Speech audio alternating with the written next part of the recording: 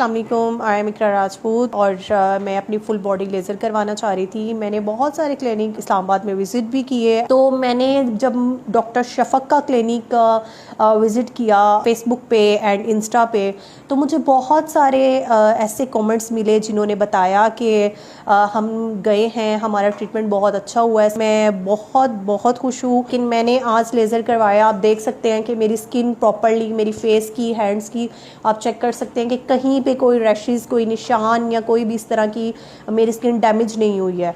तो स्पेशली इनकी machine lasers जो बाकी ये ट्रीटमेंट कर रही हैं वो इसलिए बेस्ट है कि वो आपको पेन नहीं करता, आपकी स्किन को ख़राब नहीं करता। स्पेशली जो ट्रीटमेंट आपकी स्किन के लिए बेस्ट है वही डॉक्टर शफ़क़ आपको रिकमेंड करती हैं कि आप डॉक्टर शफ़क़ के क्लिनिक F64 में आप विज़िट करें और यहाँ पे आके आप अपने ट्रीटमेंट करवाएं जो कि बाकायदा आपकी बॉडी के लिए बेस्ट है।